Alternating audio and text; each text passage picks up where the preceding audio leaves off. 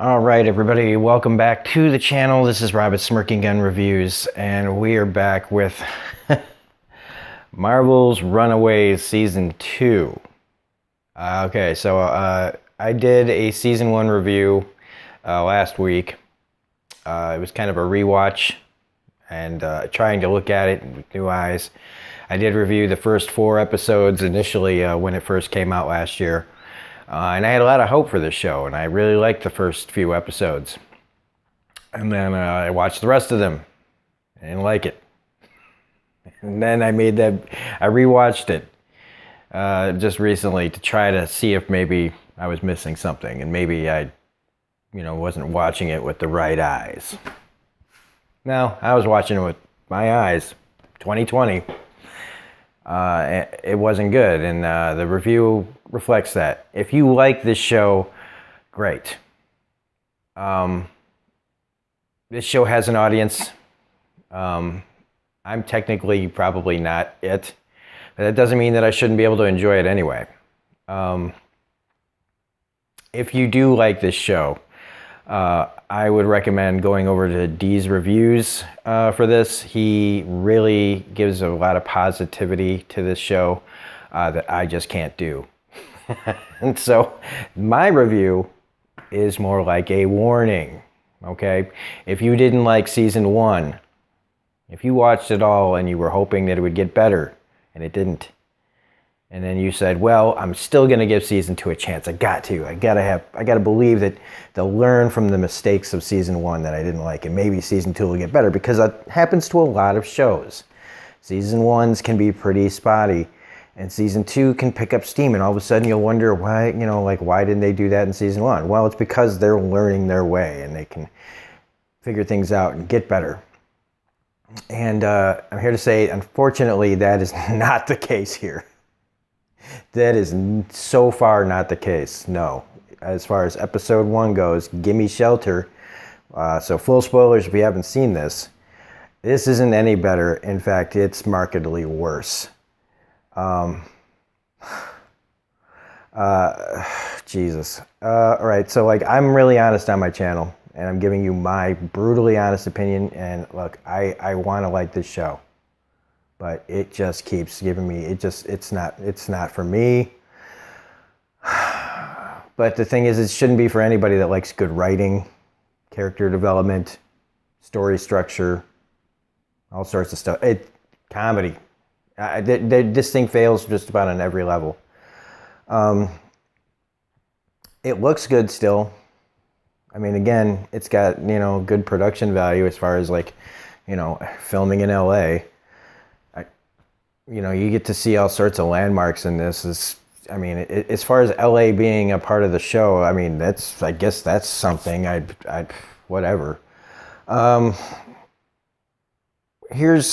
Let's just jump in. A show is written bad when one of the main characters, like last season, Julian McMahon says, "I am your father" line, out of Empire Strikes Back, which was so goddamn cringeworthy.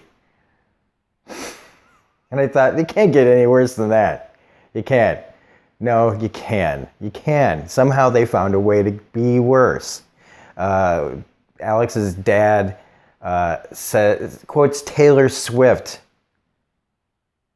This big dude who's comes from the street says, there's this comment about that they called the police on their own kids to find them, and he goes, "Haters gonna hate," with a straight face. And I went, this is what we're in for, isn't it? This is what we're in for. Okay, so they go in there to find these kids, all right, that they found them. Okay, so we're supposed to believe, they go in there, and they're not there. If you'd have to, okay, if they were there, it's the worst title of a show ever, Runaways, caught in one episode. But you have to figure it's not them.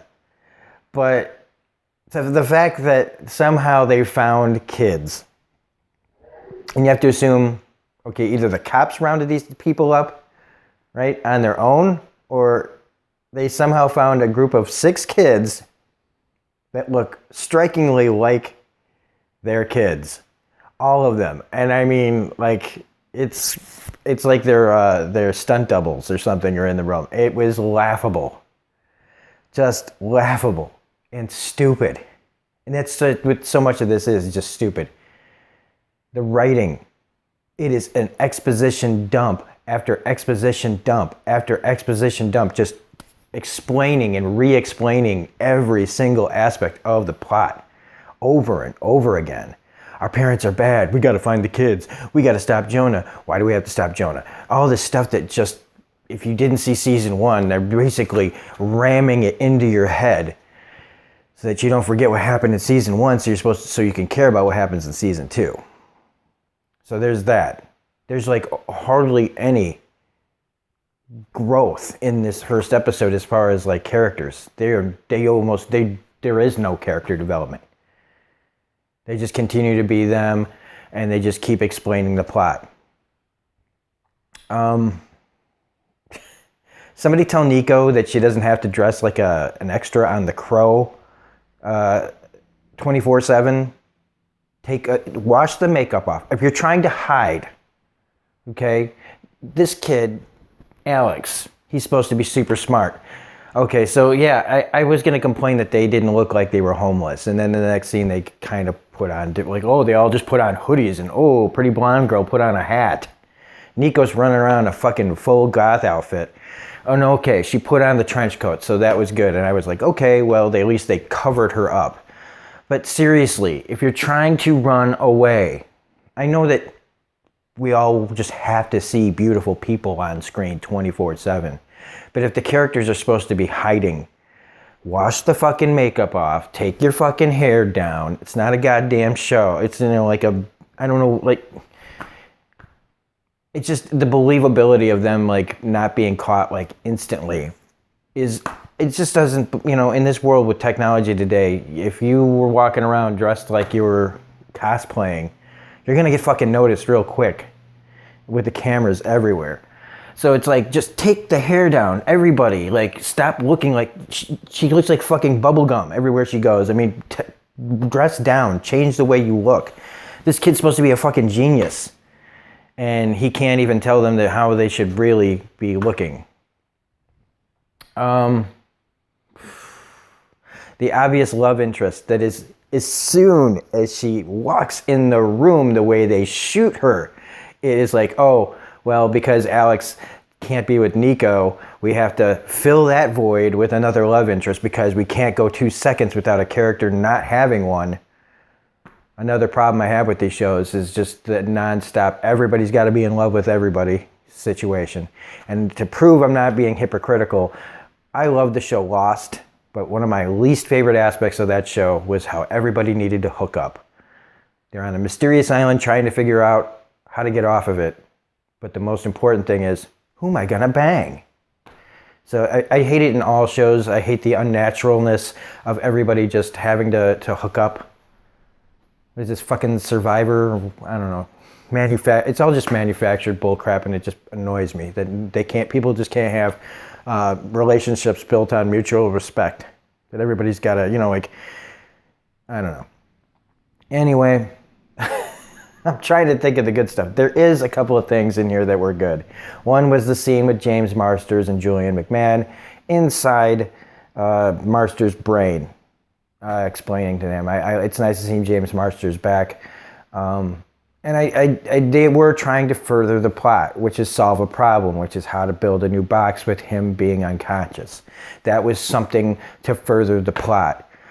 Even the scene where the parents, who are continually murdering people still, like Nico's mom is a fucking bitch and just irredeemable. They're supposed to be trying to stop the bad guy now, right? They don't want to fight. They want to fight Jonah. And they're still killing people. She didn't have to choke that lady to death with her thing. With her magic scepter or whatever the hell it is. No, they could have stopped it. They didn't, but they sat there behind the couch and let her choke the lady out because there was no other choice. Once she started choking and dropped the gun, she could have stopped the spell and then they could have used the drug. But no, they're still murdering people. So you can't really make up for what you did before if you're going to keep killing people. to go on about more of the good stuff is them having their argument, trying to decide what to do about Jonah and what's in the pit and that kind of thing. That scene was kind of trying to drive the plot forward. And then we get to the last part where they have to fight the guy who looks like he was the big-haired dude on Workaholics. They found a guy that looks like him who stole the gauntlets. There's another thing. Okay, these kids can sleep on the street like rocks. Like, they can just follow. Like, these kids have not ever slept in a bed in their whole lives, and you're telling me they can just pass out on the streets and not be freaked out? Sleep hard enough where the guy's able to take the gloves and their money and everything else? You're supposed to believe that. You're supposed to believe that they're sleeping that hard that they can get robbed by this guy. And then when they wake up, they're stone all sleeping because they're just so exhausted. You know what? Even if you're exhausted, if you're in a bizarre place for the first time, going to sleep is a bitch. Sleeping on a new mattress can be a bitch. So these kids just falling asleep again, hardcore, so that they wake up, what's going on? To this guy figuring out how to work the gauntlets. And they do the thing that they should have done at the very beginning, which was, if they want to stop the guy who robbed them, use the fucking dinosaur. But no, we got to save that to the last because we only have the budget to use the puppet a couple of times. It's like, I'm sorry, it's like it's a puppet most of the time, a bad CG effect the other times. But they use it now. They could have solved the problem before, but we don't want them to solve the problem now. We don't want them to be able to be smart enough now. We don't want them to go, oh, I can use the dinosaur now. It's all just bullcrap and manufactured. And then, so yeah, they stop the guy. Gabriella falls down the hole using her, what is it, Sailor Moon powers? I don't know. But, Jesus. She finds this underground hotel that's been buried by an earthquake that other people have found, so good. At least they established that it's not been found before. I would have been like, yeah, right, come on. And immediately you find out who the mole is, and of course it's Gabriella, because she has to know who she is, because yes, that's a problem, right? So she has to go back to the bad guy. I'm not here because I want to know who I am. Whatever. It's just bad writing again. Poor decision making by characters. And like I said last year, this is a social justice warrior's wet dream, and they even mention it by name in this. You were a social justice warrior. Oh, and these kids, they come from privilege, okay? Maybe the hippie family isn't rich, but these kids, their parents are scientists. They have money, okay? These kids, and they steal, okay, first they steal this car. They go, the douche who drives that car.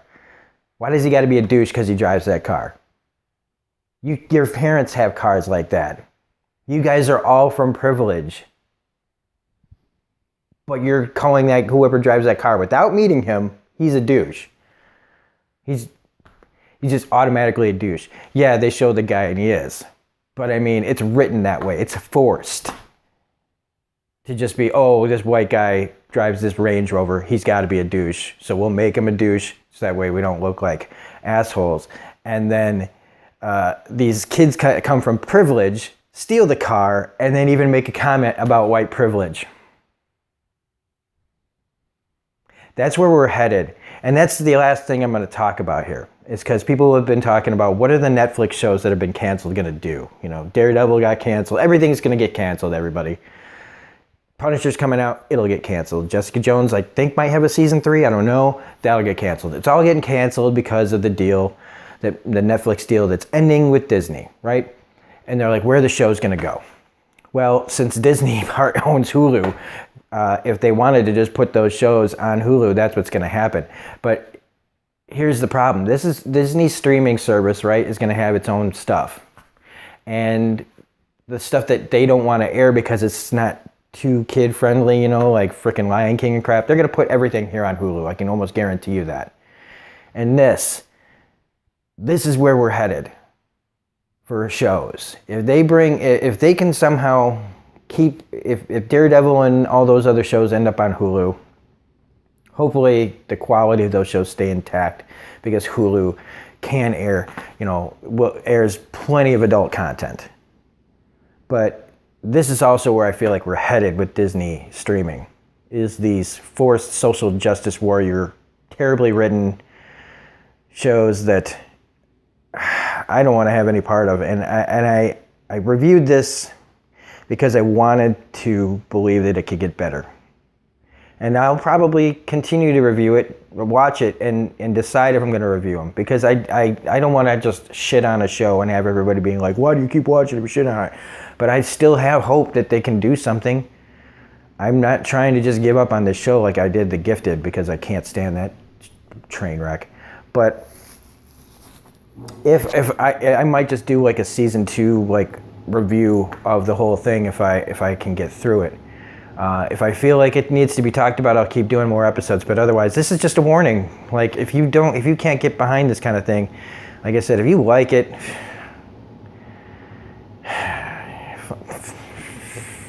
okay. There's an audience for everything, and if this is up your alley, then this is up your alley. This is the kind of thing that even 15-year-old me wouldn't have liked. But anyway, that's me. That's it for this review. I'm sure I missed a couple of things that I wanted to talk about too, but I think I covered the basics. So if you like this review, please hit the like button, comment, share, subscribe, all that jazz. Otherwise, this is Robert Smirking Gun Review saying have a great day, and we will see you on the next video. Bye.